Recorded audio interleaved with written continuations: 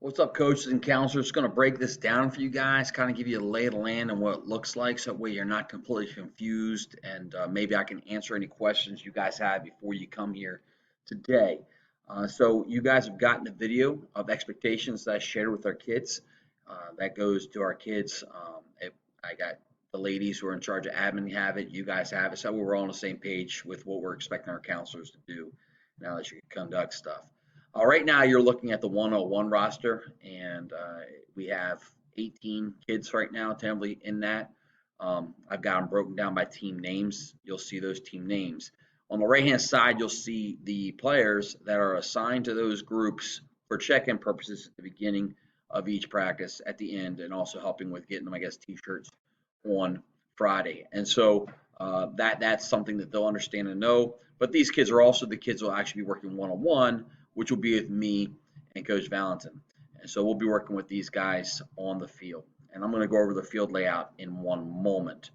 This is the 102 roster, and I have these as assigned counselors. So Dave and James, you don't have to go this way, but the 102 roster is the middle school cats, and those guys are going to, they could start on offense because these players right here are assigned to the offensive coaches doing the offense. And how you guys chop that up, whether you want to go offense or defense with this group first, is up to you totally. But again, we're looking at right now 12 players there. And again, I imagine that number will grow a little bit, but 12 players. And then we've got, 6 or 7 athletes, counselors will be working with them. And then over here, you get the 103 roster. And once again, we're calling these guys future stars.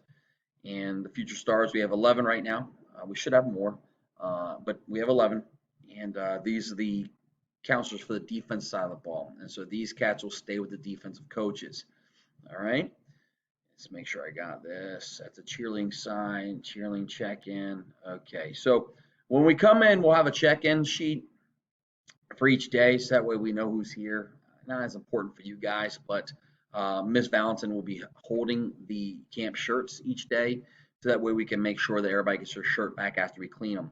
You guys can drop your shirts off in one of the barrels, and we will clean them each night, so that way you have a fresh shirt to wear for camp. We will be wearing the camp shirt each day, so that way we're easily identifiable, and we're wearing our brand and representing well. I know, again, let me reiterate this. I sent this in the email or a text last night that some of you guys won't be here each night, and I would just expect you guys to kind of work with Coach Payne and Coach Johnson and let them know when you'll be here and when you can't on either side of the ball. But you can see your assignments here and how it looks. Again, Tom is going to be working with me. Him and I are going to have the 101 guys, and so that'll be exciting. So I trust that you guys will be able to hold down the 102 and 103.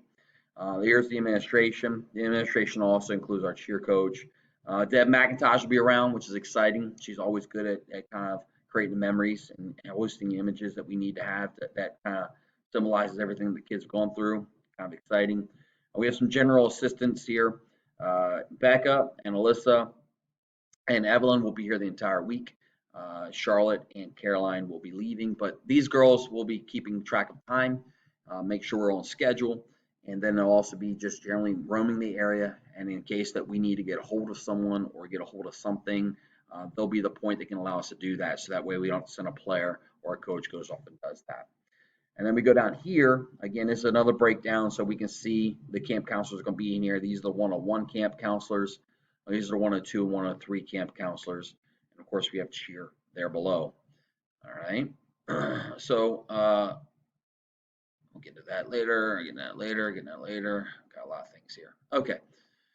So this here will be the practice format for us on the 101 side. What we're going to do is Tommy and I are going to basically instruct, offensive fundamentals, and then we'll organize the kids, separate them, do what we got to do using our camp counselors to do that. And so you'll see the flow for what we're doing. Everybody in that 101 group is going to experience the O-line, quarterback, wide receiver play, running back, and we'll organize the run of play. And then they'll do the same thing with D-line, linebacker fundamentals, basic defensive back fundamentals. Now for us, we're all of us are going to start at 6 o'clock sharp. And so whether, you're doing the 101, 102, 103, we're all starting at 6 o'clock sharp. It doesn't change. And then we'll all finish up at this time. And so at 8:05, we should be kicking off the games, which are the 4 downs to score. And then a 20 will do the camp-wide conditioning. And so those are the two things that I think may cause some confusion there at the end, but we got to be locked in and make sure our kids are rocking and rolling and know how to do that. I'll go on those two things once I finish going over to 102 and 103 practice plans today. So here's the 102, 103 practice plans. I sent them out already to you guys last night. Didn't change them other than changing the date at the top. We have printouts for you guys. And that's important that you guys just check that over. And again, to how Coach Payne and Coach Johnson and the rest of you guys decide to organize that, how you decide to break it down, to me doesn't matter.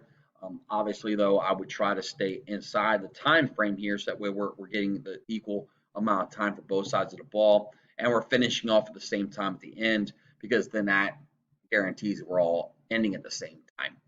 All right.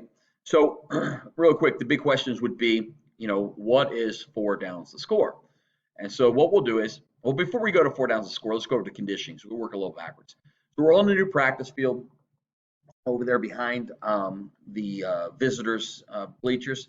This is that tree line where the berm is. It leads into the cross country course. So the 103 campers will be here, 102 will be in the middle, and 101 will be closest to the tree line that goes here towards the baseball field. And this is the camp layout for conditioning. And so we want to make sure the kids are kind of locked in on that. And I would say since 102 is working in this general area, then the camp counselors who do 102 or are responsible for 102, those cats would be locked into making sure this area is set up. Our 101 counselors would make sure this area is set up. And then, of course, our 103 counselors make sure this area is set up for conditioning. We want to have all the materials and items staged, preferably by the berm, because I think down here in this general area, which is the area that's going to be closest to the back of the practice bleacher or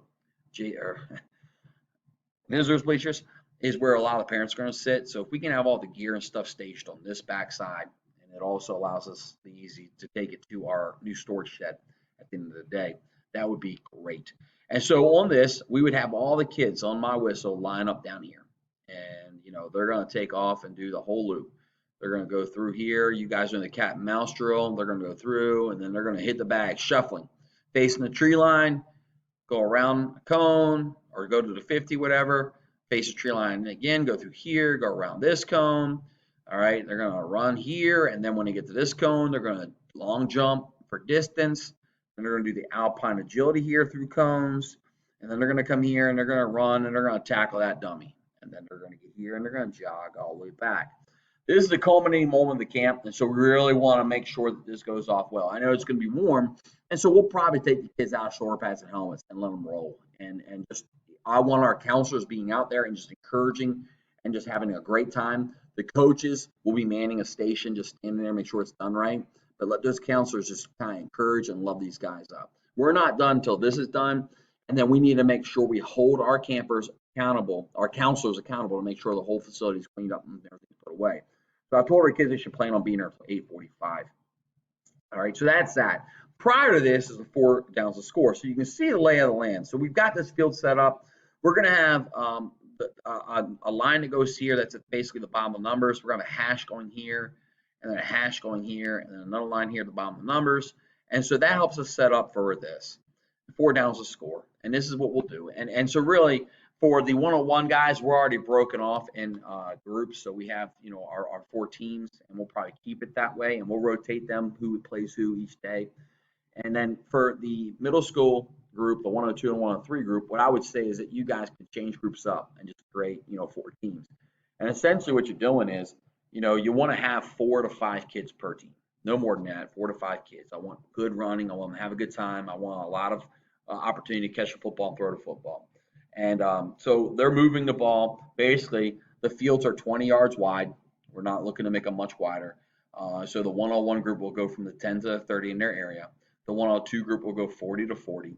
And then the 103 group will go 10 to 30 on the other side. So it's 10 to 30 yards, right? 10 to 30 is 20 yards, just 20 yards wide. And then they're going to move from hash to hash. Or excuse me, from hash to sideline. So that's how you're going to get several games going. And so going back to the original diagram here, all right, I'm going to have a 101 group here going from, basically the 10 to the 30, right? And so what they're going to be able to do is they're going to be able to go here and go from this hash, or excuse me, from this hash to that sideline, and this group's going to go from this hash to this sideline. It keeps it small, compact, a lot of catches, a lot of throws, a lot of scoring. Coaches, you're going to keep the score, and really all it is we'll have a coin toss. Actually, you know how I am. I prefer Beauchambeau. Use Beauchambeau. They essentially get 4 plays to score, going from the hash to the end zone. 4 plays. That's it. If they don't score, there's no points. And so the scoring is 6 points for a touchdown, 3 points for INT, 3 points for a sack, not throwing the ball in 5 seconds. 2-hand touch, no returns. It's a lot of fun. It's quick. It's explosive. And it gives a chance for us, again, to do that, which is a high note at the end of camp, do the conditioning. Everybody's excited. Finish off the conditioning after the conditioning with a picture, and we send them on their way. So I hope that makes sense. I look forward to seeing you guys later on.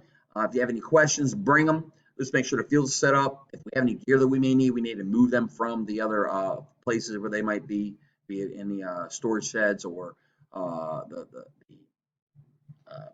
weight room, and get them where they need to be. All right. I appreciate you guys. Sorry, I got a lot on my mind. I love you. I'm out. Boom.